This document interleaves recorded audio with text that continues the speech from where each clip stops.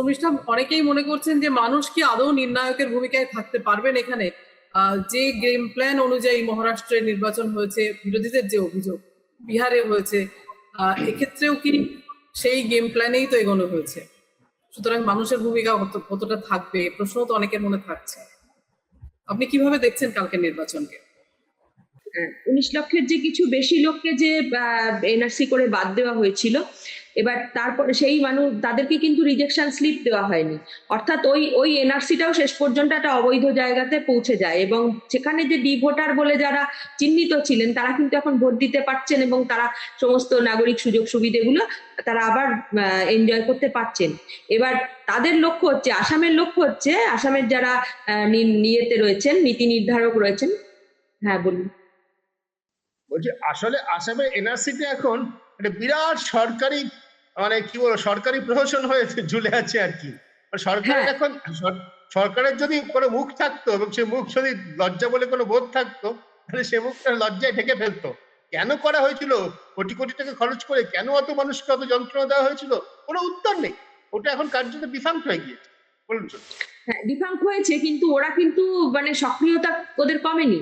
ওদের লক্ষ্য হচ্ছে যে যখন ধরুন এই যে ইন্দিরা গান্ধী যে আইএমডিটি অ্যাক্টটা করেছিলেন, আইএমডিটি অ্যাক্টের মূল কথা ছিল হচ্ছে যে তুমি যদি তোমার মানে কারোর এগেনস্টে তুমি যদি বলো যে ও বিদেশি এরকম অভিযোগ যদি আনো, তাহলে কতগুলো শর্ত মানতে হবে। এক হচ্ছে যে তার বাড়িটা তার থেকে 3 কিলোমিটারের সম্ভবত 1 কিলোমিটারের মধ্যে হতে হবে এবং যে আর কি অভিযোগ আনবে তাকে প্রমাণ করতে হবে যে ওই অভিযুক্ত বিদেশি।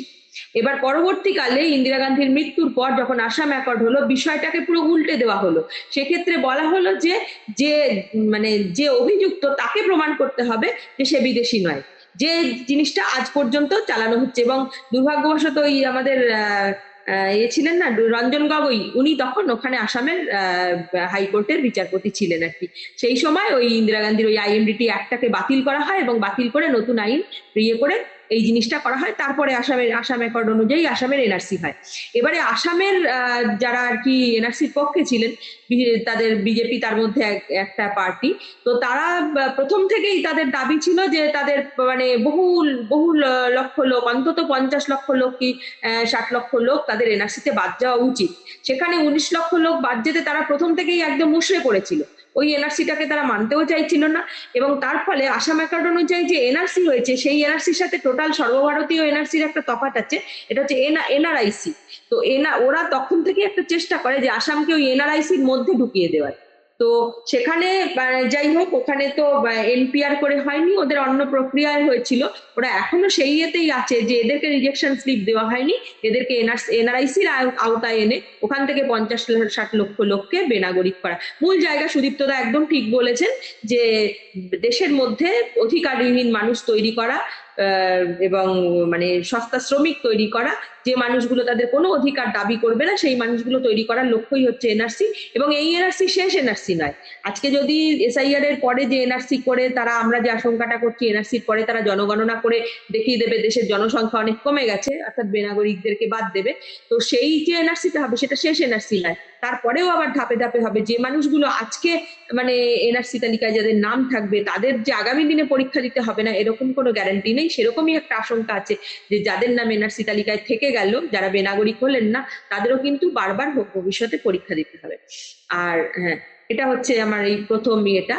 আর যেটা সোফিয়াদি বললেন যে মানুষ শেষ কথা বলবে কিনা, পৃথিবীর ইতিহাসকে যদি আমরা একটু পর্যালোচনা করে দেখি, সমস্ত জায়গাতেই মানুষই শেষ পর্যন্ত শেষ কথা বলেছে। শাসক যত শক্তিশালী হোক, শাসক যত অত্যাচারী হোক, শাসক যত অর্গানাইজড হোক, শাসক যত মানে উচ্চ প্রযুক্তি বা উচ্চ ব্যবসা তার থাকুক, সে সমস্ত ভাবে আর্মার মানে হাতিয়ার নিয়ে সে নামুক, শেষ কথা চিরকাল মানুষ বলেছে। এটা আমরা ফ্যাসিবাদের সময় দেখেছি, নাজিবাদের সময় দেখেছি, মানে সেই রবীন্দ্রনাথও বারবার বলে গিয়েছেন যে এটা শেষ কথা মানুষই বলে। আজকে যেটা হয়েছে যে আমাদের এই গণতন্ত্র প্র্যাকটিস করতে গিয়ে মানুষ কিন্তু এই লড়াইয়ের মানসিকতা থেকে অনেকটা দূরে সরে এসেছে। তারা তো অনেকটা ঘরমুখ হয়ে গেছে, তারা তাদের নিজেদের কাজকর্ম, পরিবার পরিজন বা জীবন যাপনের যে লড়াই, সেই লড়াইটার মধ্যে তারা এত বেশি ইনভলভ হয়ে গিয়েছে যে তারা সামাজিক বিষয়টা নিয়ে অতটা ভাবনা ভাবে না, অন্তত ভারতবর্ষের ক্ষেত্রে, বিশেষ করে বাংলার ক্ষেত্রেও আমরা দেখেছি ভাবে না। কিন্তু পরিস্থিতি তাদেরকে বাধ্য করছে।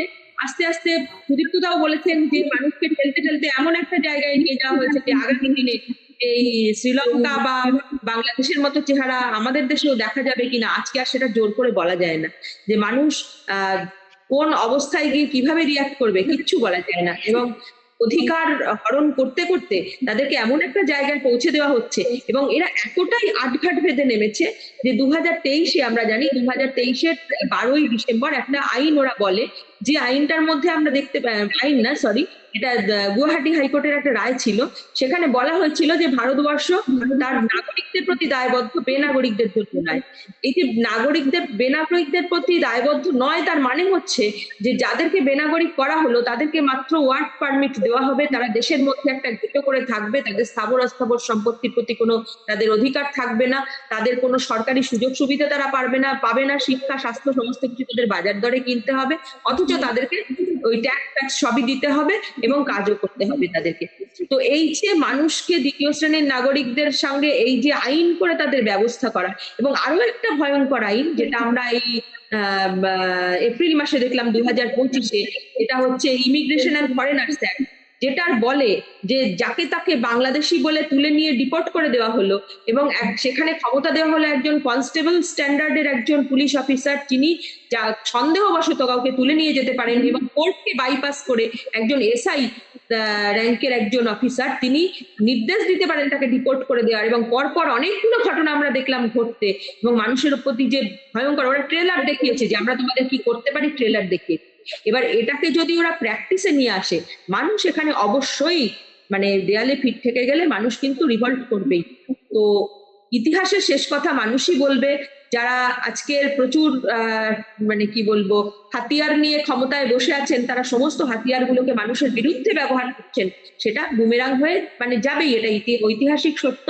মানে নতুন করে আমাদের এখানে যে অন্য কিছু ঘটবে সেটা হওয়ার কোনো সম্ভাবনা নেই। আগামী দিনে মানুষ আস্তে আস্তে সংগঠিত হবে, এই মুহূর্তে সংগঠিত নয়, আস্তে আস্তে সংগঠিত হবে, মানুষের হাত মানুষ ধরবে, মানুষের পাশে মানুষ দাঁড়াবে, এবং যারা হয়তো ভুল বুঝছে বা কোনো কিছুর প্রলোভনে আজকে ফ্যাসিস্ট শক্তির পাশে দাঁড়াচ্ছে, তারাও আঘাত পাবে, আহত হবে। ইয়েতেই অনেকের শিক্ষা হয়েছে, মানে ফ্যাসিস্ট শক্তির ভীষণ ক্লোজ যারা, তাদের মধ্যে অনেকের নাম বাদ গেছে, তো এবার তারা কিছুটা বুঝতে পারছেন। এরকম করে করে বুঝতে পারার মানুষের সংখ্যা দিনের পর দিন বাড়তেই থাকবে, এবং সাধারণ মানুষ কিন্তু আস্তে আস্তে এই এর মানে হাল করবেন। এটাই ইতিহাসের শিক্ষা, আমাদের দেশে হওয়ার কথা না। ওভার।